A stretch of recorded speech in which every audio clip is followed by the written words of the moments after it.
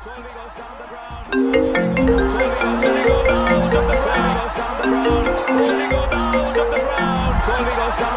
जिस व्यक्ति से बात करना चाहते हैं वो IPL देखने में व्यस्त, कृपया थोड़ी देर बाद कॉल करें। धन्यवाद। रे रे रे हे मुझौसा ई कौन बोला था? रुका बताओ तानी।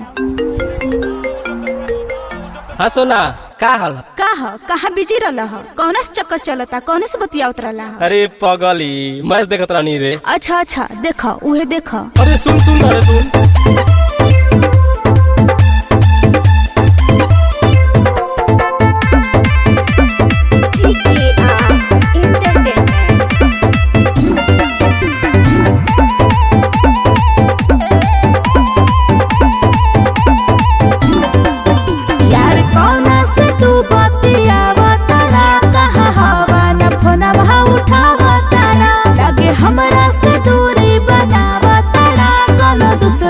चक्कर चलावताड़ा किंग कोहली धोनी शर्मा जी के चलता कड़ा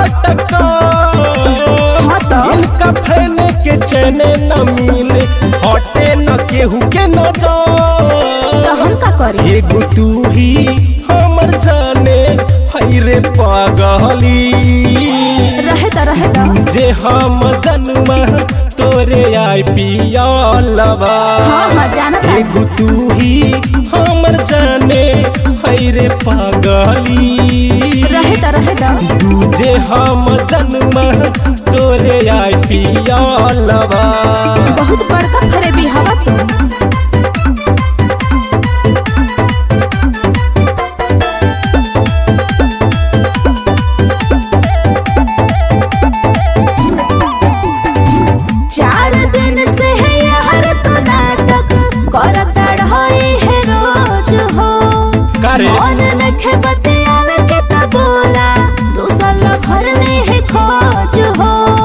कैसन बात करते रे पगली, ई त हमर जाने रे।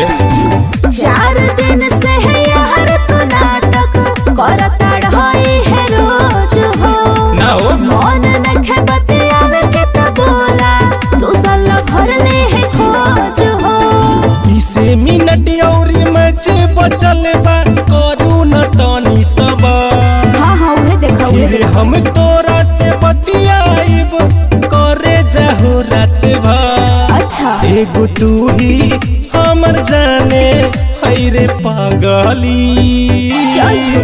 दूजे हम जन्मा तोरे IPL एगो तू ही हमर जाने हई रे सोनावा, रहे दूजे हम जन्मा तोरे IPL अब हमरा के नहीं बतियाल के जा।